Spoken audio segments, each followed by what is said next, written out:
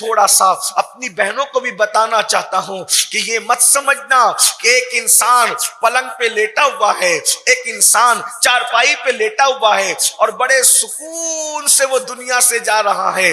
نہیں نہیں، یہ نظروں کا دھوکہ ہے۔ جب انسان مرتا ہے، جب انسان کو موت آتی ہے تو انسان سب سکون سے نہیں جاتے، بلکہ اللہ کے رسول سچے نبی صادق و مصدوق صلی اللہ علیہ وآلہ وسلم ارشاد فرماتے ہیں، اللہ اکبر، کہ انسان کے ہاتھوں کی طاقت، اس کے پیروں کی طاقت، اس کی زبان کی طاقت، اس کے چیخنے چلانے کی طاقت اللہ سب چھین لیتا ہے موت کے وقت۔ اگر انسان کے ہاتھ پیر زبان کی قوت اور طاقت اللہ نہ چھینے تو انسان موت کے وقت جنگلوں بیابان میں پاگلوں کی طرح چیختا پھرے۔ موت کے وقت تلوار کی 313 ضربیں ایک انسان کو لگائی جائیں تو اتنی تکلیف نہیں ہوتی جتنی تکلیف موت کے وقت ہوتی ہے۔ میری بہنوں، مجرموں کو، زانیوں کو، شرابیوں کو، اللہ اکبر، اللہ کی نافرمانی کرنے والوں کو موت کے وقت کتنی تکلیف ہوتی ہے یہ تو وہی جانے یا اللہ جانے۔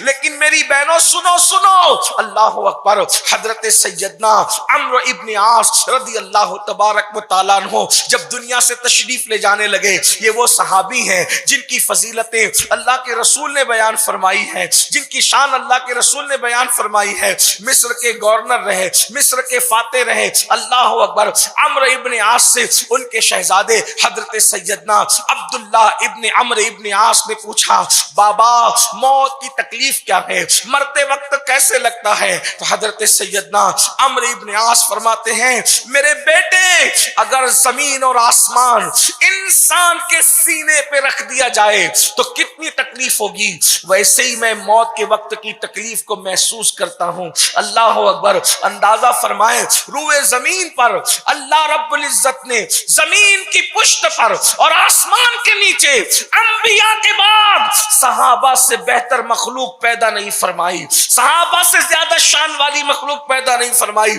میری بہنوں ذرا غور تو کرو، یہ نیک لوگ ہیں، پرہیزگار لوگ ہیں، متقی لوگ ہیں۔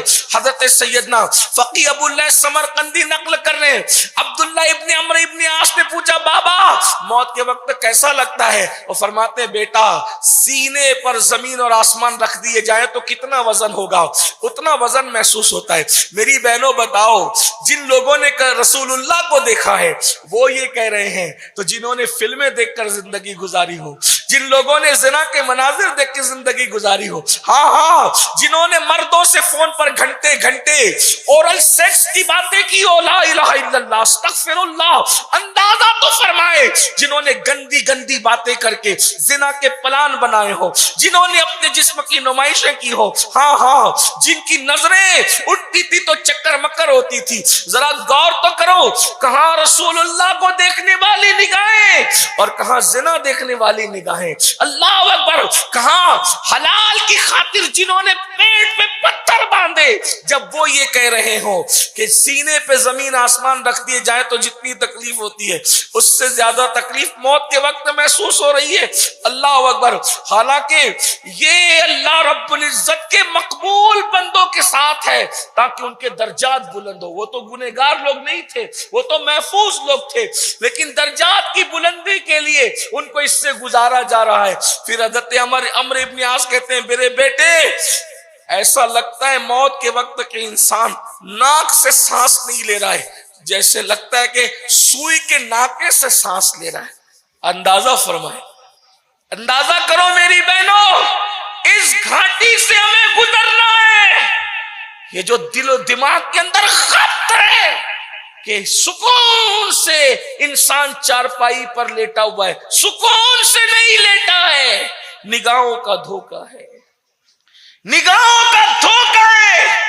جب اتنے پرہیزگار اور پارسا لوگوں کو اللہ ان کے درجات کی بلندی کے لیے ایسے مقامات سے گزارتا ہے، ہمارا کیا ہوگا؟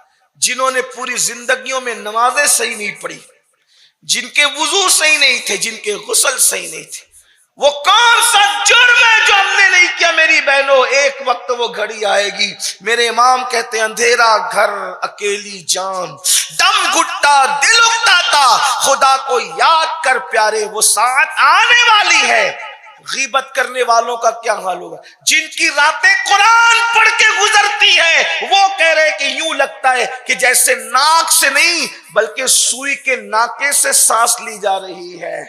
قرآن رات رات بھر پڑھنے والوں کا یہ اس طرح ان کو گزارا جا رہا ہے درجات کی بلندی کے لیے۔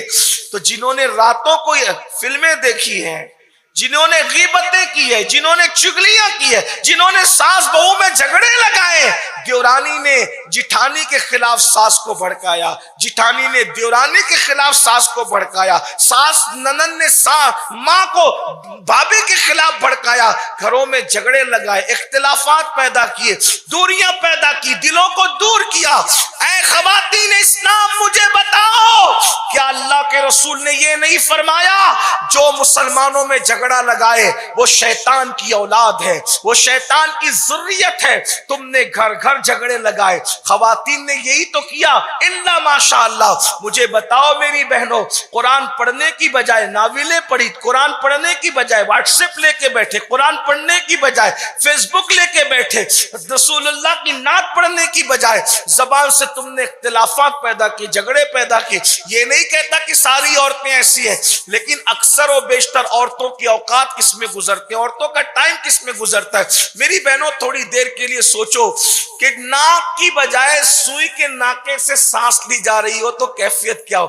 اتنا سمجھ لو، انسان کو زکام ہو جائے اور ناک بند ہو جائے، زکام میں ناک بند ہوتی ہے تو کیفیت کیا ہوتی ہے؟ موت کے وقت جب انسان ناک کی بجائے سوئی کے ناکے سے سانس کی کیفیت میں گزرتا ہوگا تو اس وقت اس کی کیفیت کا عالم کیا ہوتا ہوگا؟